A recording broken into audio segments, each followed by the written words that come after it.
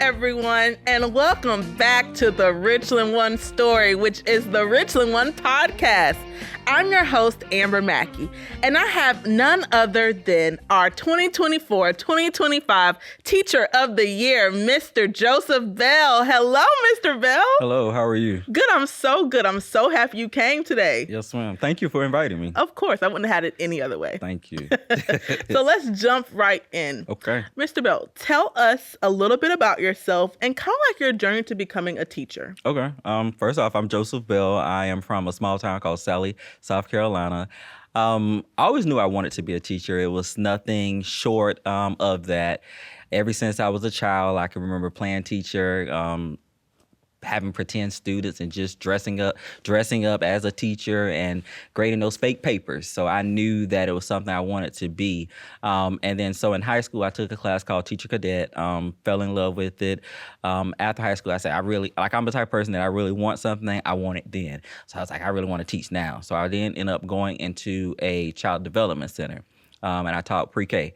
So I taught pre-K for my first 5 years, and then I wanted to change, and then I decided, okay, I want to look at something different. So I went into public school here in Richland One as a long-term sub, and then I kind of got pushed into getting that degree, well, at least finishing it, and so that's how I ended up here. Okay, cool. I love that. I think everybody played teacher, but you stuck with it. Stuck with it. Were you a mean teacher when you were younger? Oh, yeah, I was a mean teacher. You're like, sit down. Yes. And nobody was to sit down, but I did say sit down. I love it. Talking to stuffed animals. Oh, my gosh. Yeah. To be a kid again, right? Right. So I know that you started off as a substitute teacher. Mm-hmm. Talk about that transition into the district. When I came into the district, I held myself to the same standards as a teacher. I, of course, started out at elementary with Dr. Blackwell. He gave me a chance, and I went in there and, of course, did everything because I knew that my position wasn't secure. So I needed to make sure that I'm doing everything that classroom teachers do. I did the lesson plans.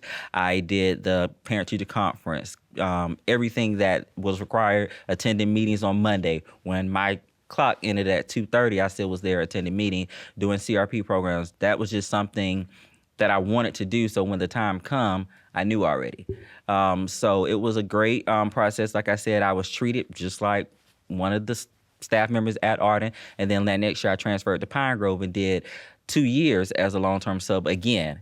And both, like I said, all 3 years I was treated just the same. But again, it was something that I knew wasn't going to last long. So eventually I had to step up and go and get those degree, become certified, and move to the next level. I love that. So you were dedicated before you even became a teacher. Yes. And I love that. Seriously. Sometimes we try to rush things, but you put the work in. Mm-hmm.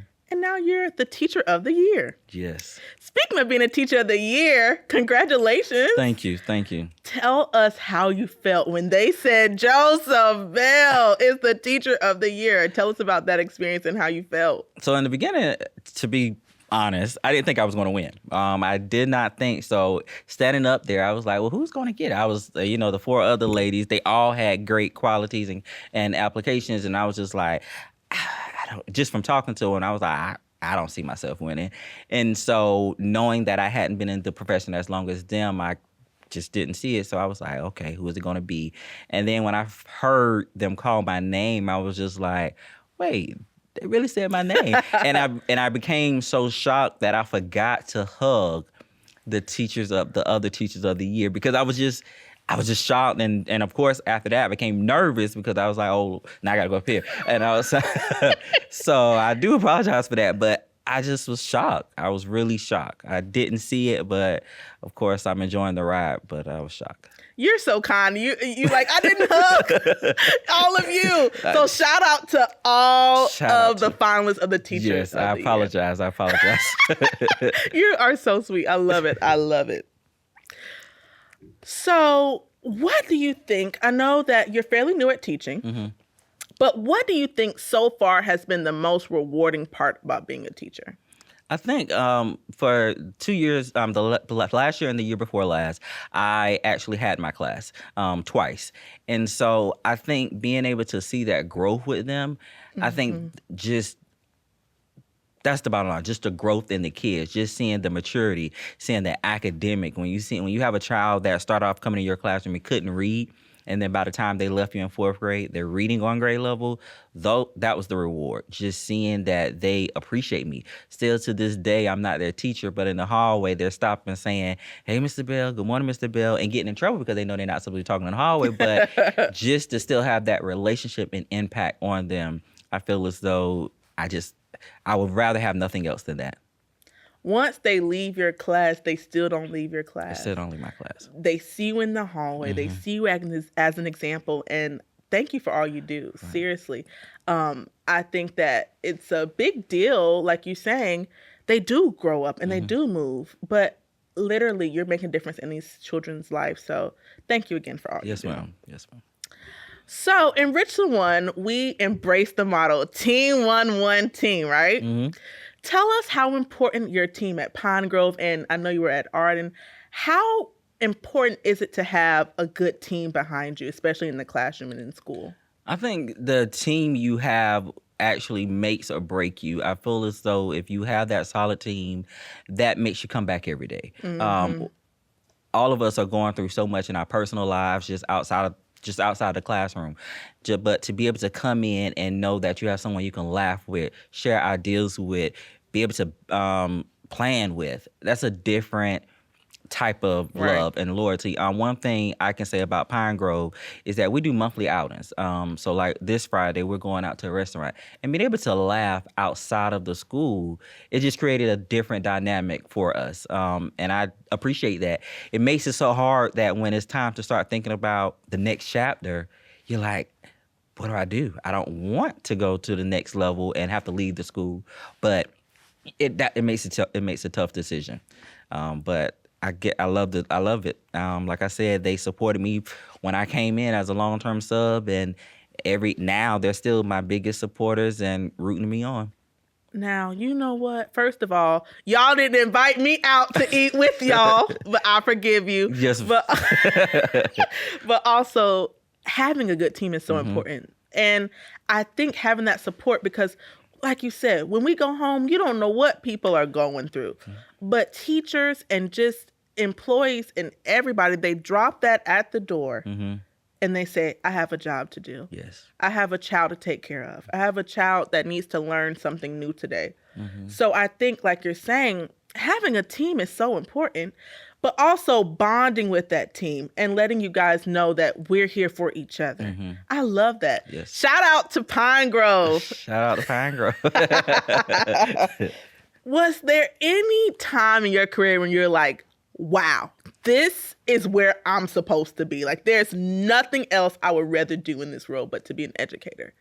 I think the first day of every school year, I think that's the day. It's like, because, towards the end, you're like, okay, now, I'm ready to go. But just gearing up for back to school, that's of course, my favorite time of year. But that lets me know this is where I'm supposed to be. Your purpose. Seeing those new kids coming in, knowing that, okay, I get to do this with this child. I get to do this with this child, because every child is different, but I get to be able to give them something. And that just takes a whole nother level. Yes, and I definitely agree with that. And I think also, I love the first day of school. It's like, here we are. Let's pump it out. And I think our theme for this convocation was show up and show out. And I think we do that. Yes. And I love that. And I think that you're doing a great job. Thank you. Now, being that you're, like I said, a younger teacher, do you have any aspirations or goals that you want to see in education, or anything that like you see in education, you're like, wow, I want to change that, or that you want to better? I think the biggest thing I can say with education is sometimes the old way is okay. Some of the things that when we was in the classroom, things we did, it's okay. We're here. And I think that I know that times are changing, but sometimes it's okay to stay the same. It's okay. And that's a word. Sometimes we don't need to change things that's not broken. We're doing pretty good. We're doing pretty good. We're doing pretty good. We're doing pretty good. So I love that. Sometimes just stay still. and go with the old way. Because sometimes, what they say, if it's not broke, why fix it?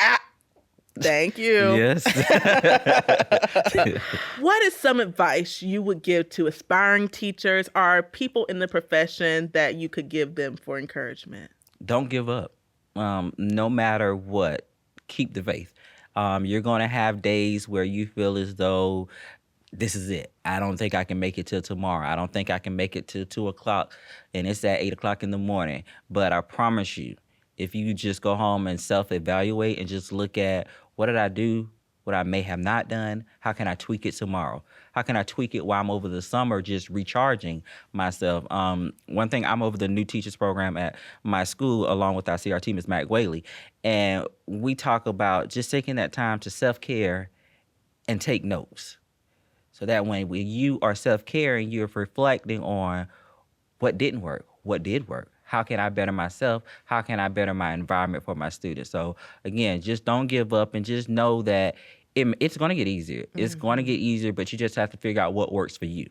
Figuring out what works for you is so important. What works for you may not work for me. What works for me may not work for you. Right. I also like the fact you touched on recharging.